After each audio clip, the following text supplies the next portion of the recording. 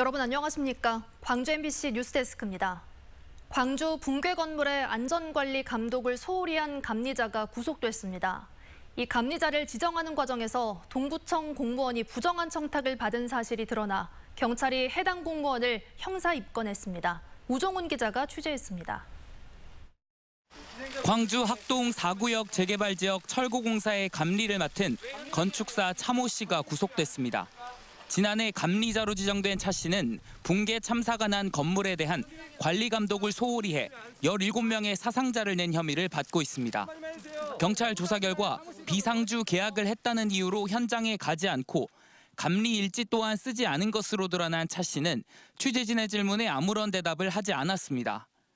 왜 현장에는 안 가셨습니까? 구속된 차 씨가 감리자로 선정된 과정도 부정했던 것으로 드러났습니다. 경찰은 광주 동구청에서 건축 업무를 담당하는 공무원 A씨가 차 씨를 감리자로 지정하기 위해 선정 방식을 임의로 변경했다고 설명했습니다. 무작위 추천 방식으로 감리업체를 지정해야 했지만 부정한 청탁을 받고 차 씨를 감리자로 지정했다는 것입니다. 경찰은 A씨를 입건하고 부정청탁 과정에서 대가성 금품이 오갔는지 등을 수사하고 있습니다. 또 전현직 공무원들이 재개발 사업 이권에 개입한 점은 없는지 수사를 확대해 나갈 계획입니다. 현재까지 업무상 과실치사상과 증거 인멸 등 혐의로 입건된 철거업체와 조합 관계자 등은 모두 19명으로 늘었습니다. 경찰 수사를 통해 철거업체 하도급 과정에서 공사비 부풀리기와 재개발 아파트 분양 특혜를 통한 유력 인사 로비 의혹이 밝혀질 수 있을지 주목됩니다. MBC 뉴스 우종훈입니다. 코로나19로 배달 수요가 그 어느 때보다 높지만 상인들은 수수료 부담으로 고민이 많은데요. 광주시가 소상공인들의 부담을 덜어주기 위해 다음 달부터 공공배달앱 서비스를 본격적으로 시작합니다. 배달앱 인지도를 높이는 게 중요할 것으로 보입니다. 송정근 기자의 보도입니다. 광주의 한 배달 음식점. 점심이 한참 지난 시간이지만 배달앱을 통해 주문이 들어옵니다. 음식 주문은 주로 배달앱 1위를 차지하고 있는 배달의 민족이나 요기요를 통해 접수되고 있습니다. 하지만 비싼 광고료와 수수료 등을 떼면 상인들 손에 남는 게 없습니다. 조금 남기더라도 약간 박리담에 이런 식으로 조금 가는 걸로 저희도 방향을 잡고 있어서 시간이 가면 갈수록 이제 저희 순수익은 좀 줄어들고 있는 거죠. 이런 문제점을 해결하기 위해 다음 달 1일부터 광주시가 공공배달앱을 정식으로 출시합니다. 위메프호에 위탁 운영하는 형식인 광주시 공공배달앱은 기존 배달앱에 비해 수수료가 최대 6배가량 저렴하고 별도의 광고료와 가입비가 없습니다. 소비자에겐 사용금액의 1%를 캐시백해주고 상생카드도 온라인에서 사용할 수 있게 해 소상공인과 소비자 모두에게 혜택이 돌아갑니다. 하지만 아직까진 시민들에게 인지도가 낮다는 게 문제입니다. 그동안에는 배민이나 요기요를 많이 썼는데 요새는 공공앱도 있다고 해서 그걸 활용하고 싶은데 생각처럼 많이 되지는 않네요. 시민들의 공공배달앱 인지도 상승이 사업 성패를 좌우하는 상황. 광주시는 공공배달앱을 홍보하는 홈페이지와 블로그를 개설하고 5개 광고를 하는 등 홍보를 위해 안간힘을 쓰고 있습니다. 시범 운영 기간이었던 지난 석 달 동안 매출액이 증가한 점은 긍정적인 부분입니다. 여기에 전통시장 장보기 배달 서비스까지 시작되면 이용률은 더 높아질 것으로 내다보고 있습니다. 타 앱에는 없는 전통시장 장보기 시스템이 들어가게 됩니다. 그래서 7월 1일부터는 1차적으로 그 남강주 해뜨는 시장하고 무등시장에서 저희가 장보기를 할 수 있게 됩니다. 공공배달앱에 가입돼 있는 가맹점은 현재까지 4,300여 곳. 소상공인의 든든한 지원군이 되겠다는 취지가 무색해지지 않으려면 낮은 인지도를 끌어올릴 수 있는 대책 마련이 필요해 보입니다. MBC 뉴스 송정근입니다. 해외에서 입국한 시민이 격리 조치 해제 후 확진 판정을 받아 보건당국이 역학조사에 들어갔습니다. 순천시에 따르면 이달 초 인도에서 입국해 격리시설에 입소했던 시민 1명이 음성 판정을 받고 격리에서 해제됐지만 다음 날 오후부터 발열 증상을 보여 진단검사를 진행한 결과 양성으로 판정됐습니다. 또 이 확진자와 접촉한 가족 1명도 확진 판정을 받아 의료시설로 이송됐습니다. 보건당국은 인도 변이 바이러스 여부를 확인하기 위해 검사를 진행하는 한편 정확한 동선과 접촉자를 파악하고 있습니다. 광주 지역 코로나19 확진자 가운데 50대가 가장 많고 그 비율은 20%에 가까운 것으로 집계됐습니다.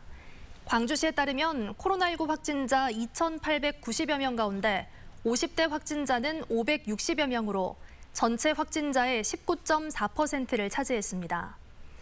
방역당국은 다음 달 말부터 50대를 대상으로 백신 접종이 시작되면 확진자도 줄어들 것으로 기대하고 있습니다. 한편 고령층을 대상으로 한 백신 접종이 시작되기 직전인 지난 3월 말 기준으로 60대 이상 확진자의 비율은 27.9%였지만 지금은 24.5%로 3.4%포인트 떨어졌습니다.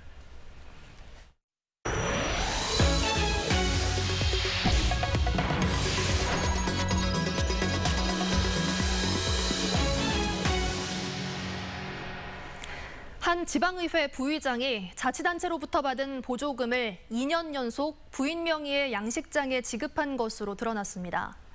해당 군의원은 보조금 선정 과정에 문제가 없다고 주장하고 있지만 특혜 의혹과 이해 충돌 논란이 일고 있습니다. 김윤 기자가 취재했습니다. 전남 진도군이 지난해와 올해 시행한 육상어류 양식장 경쟁력 강화 사업입니다. 지난 2019년 양식 넙치 가격이 폭락하자 강도다리 등 양식어류 품종 다양화를 위해 지난해부터 실시하고 있습니다. 사업자는 진도군 어류양식협회에서 선정하고 선정된 업자에게는 1억 원의 보조금을 진도군이 지급했습니다. 지난해 선정된 양식업자는 현직 진도군의회 부의장이 부인 명의로 운영하는 양식장. 올해도 같은 사업이 시행됐고 또다시 같은 양식장이 보조금 사업 대상자로 선정됐습니다. 현직 군의회 부의장이 2년 연속 보조금 사업자로 선정되면서 이해 충돌 논란이 일고 있습니다. 어민 소득 증대에 가장 앞장서야 할 사람이 혼자만을 이익을 위해 이거 사업비를 사용했다 하면 이건 분명히 잘못된 것이라고 생각하고 있습니다. 진도군 어류양식협회는 강도다리 양식에 선뜻 나서는 회원들이 없어서 절차를 거쳐 현직 부의장을 사업자로 선정했다고 밝혔습니다.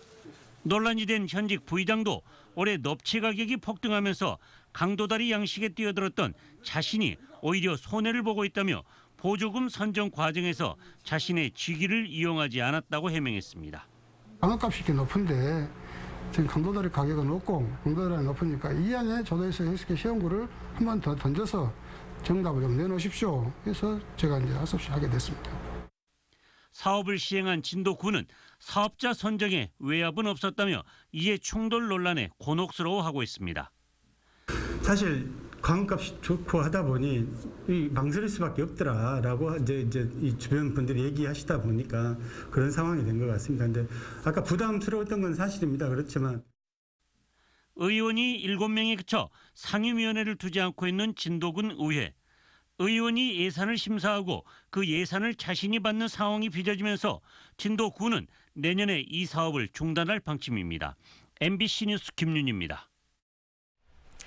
나주 열병합발전소 가동을 반대하는 공동대책위원회가 고형연료 야적장을 항의 방문하고 발전소 가동을 중단할 것을 거듭 촉구했습니다. 대책위원회는 장성군 서산면 복합물류센터에 있는 고형연료 임시 야적장을 찾아 난방공사 측이 법으로 명시된 고형연료의 품질 검사를 지난 3, 4년 동안 한 차례도 받지 않은 채 나주 열병합발전소 연료로 소각하고 있다고 주장했습니다. 이에 앞서 난방공사는 법원 판결을 근거로 지난달 말부터 발전소 가동에 들어갔고 나주시와 주민 등은 고형연료 품질 문제 등을 제기하며 반대 움직임을 이어가고 있습니다. 2023년에 열리는 순천만 국제정원 박람회를 뒷받침할 특별법 제정 작업이 속도를 내고 있습니다. 6월 임시국회에서 적어도 상임위원회까지는 통과할 것으로 보이는데 이에 맞춰 박람회장 조성 작업도 하반기부터 본격 시작될 전망입니다. 보도에 문영철 기자입니다. 순천만 국제정원 박람회를 뒷받침할 특별법안이 발의 넉 달 만에 국회 상임위원회 법안 소위를 통과했습니다. 부칙을 포함해 모두 40여 개 조항으로 구성된 법안에는 박람회와 사후 활용 사업에 대한 재정적, 행정적 지원 내용 등이 담겨 있습니다. 소위를 통과한 법안은 이번 주 목요일 열리는 농해수위 전체 회의에 상정될 예정입니다. 지난해 정부 심의를 거쳐 국제 행사로 지정된 데다 소위 심사 과정에서도 특별한 이견이 없었던 것으로 알려져 상임위 통과는 무난할 것으로 보입니다. 시설을 사후 활용하는 부분이 들어가 있는데요. 이것은 2033년에 A1급 국제정원 박람회를 유치할 지금 초석입니다. 박람회 준비 작업도 하반기부터 본격적으로 시작됩니다. 행사장과 부대 시설을 어떻게 구성할지에 대한 용역 결과가 오는 8월쯤 확정될 예정인 가운데 일부 정원은 벌써 신축 공사에 들어간 상태입니다. 조직위원회는 남은 1년 8개월 동안 도시 전체에 정원 문화를 정착시키고 시민 참여를 확대하는 데 주력할 방침입니다. 24개 읍면동에 시민정원 추진단 406명이 출범을 했어요. 내 집 앞에, 내 가게 앞에 화분 내놓기, 나만의 정원 갖기 운동, 시민들이 참여할 수 있는 이런 것들을 저희가 계속 발굴하고 있습니다.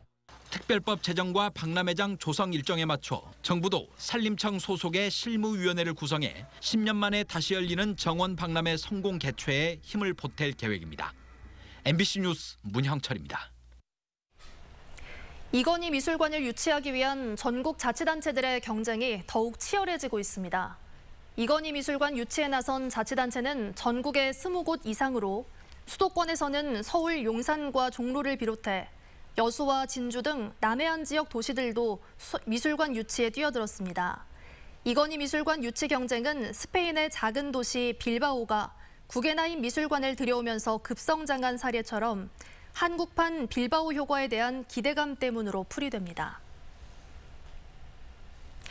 여자 프로배구 페퍼저축은행의 연고지가 광주로 최종 확정됐습니다.